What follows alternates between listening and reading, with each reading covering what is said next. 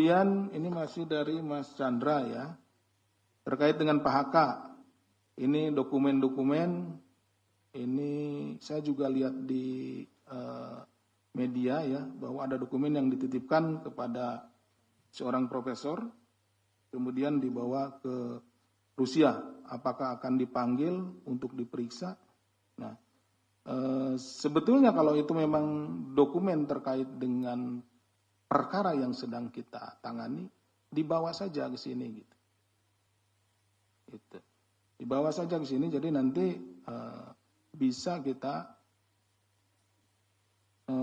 sandingkan dengan dokumen-dokumen yang kita miliki. Jadi gini, penanganan perkara kita juga tidak pernah menjustifikasi seseorang. Sudah bersalah kan ada asasnya, asas praduga tak bersalah. Jadi terhadap tersangka itu orang yang tidak bersalah, itu praduga tak bersalah itu, sampai nanti ada keputusan pengadilan yang berkekuatan hukum yang tetap. Seperti itu. Kalau punya misalkan dokumen untuk men-challenge, bawa, tunjukkan kepada kita bahwa misalkan dokumen-dokumen tidak benar Pak, ini buktinya. Saya buktinya di mana. Misalkan seseorang kita duga berada di suatu tempat di luar negeri. Nah, misalkan dia ada di Timur Tengah. Nah, dia memang ke luar negeri di hari itu, tapi tidak ke Timur Tengah Pak. Saya ini buktinya paspor saya, ini capnya di sana, saya misalkan ke Jepang, ada buktinya, ditunjukkan kepada kita, sehingga kita di dalam berita acara kita itu akan kita masukkan. Kita juga tidak akan menghilangkan bukti-bukti yang disodorkan, yang dibawa oleh para saksi maupun tersangka gitu. Karena kita juga tidak ingin menzolimi siapapun gitu.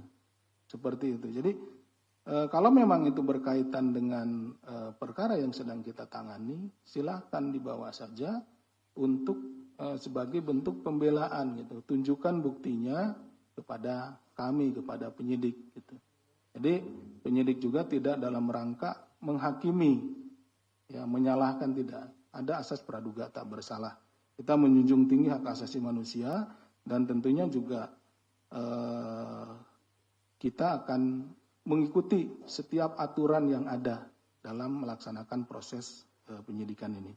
Jadi tidak perlu ragu-ragu, tidak perlu takut, silakan untuk dibawa, dikonfirmasi kepada kita. Kemudian dari Mas Rahmat, ini terkait dengan Pak HK ada 2 perkara. Ini apakah terkait dengan penyitaan menghalang-halanginya disita HP dan bukunya? Bukan. Jadi begini, perkara yang pertama adalah terkait dengan penyertaan di dalam suap yang dilakukan oleh penyuap saudara HM Harun Masiku kepada pejabat di KPU ya, saudara W dan lain-lain yang sudah menjalani hukuman. Kemudian di dalam perjalanannya KPK telah menetapkan saudara HM sebagai tersangka penyuap ya. Jadi HM itu tersangka penyuap terhadap saudara W dan kawan-kawan ya, komisioner KPU waktu itu. Nah, dalam perjalanannya ini kan perkaranya waktu itu tangkap tangan saudara W dan kawan-kawan, saudara T.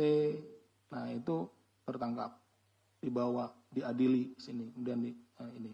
Nah, ini HM sampai saat ini buron, tidak ada gitu kan. Sampai saat ini belum ditemukan. Seperti itu. Nah, dari pendalaman kami terhadap HM itu kan dicari kemana HM ini. Ditemukanlah bahwa HM pada saat kita akan melakukan tangkap tangan terhadap yang bersangkutan, ada beberapa perbuatan yang dilakukan oleh saudara HK ya, di mana perbuatan-perbuatan tersebut itu menjadikan saudara HM itu tidak bisa kita tangkap. Itu seperti itu. Nah, itu udah dijelaskan waktu penetapan tersangkanya Pak HK. Ada yang nyuruh direndam dan lain-lain kan HP-nya dan lain-lain. Ada yang ini nyuruh kabur dan lain-lain. Seperti itu. Jadi dia merintangi perkara atas nama tersangka HM. Seperti itu ya. Kemudian terkait dengan Pak YL.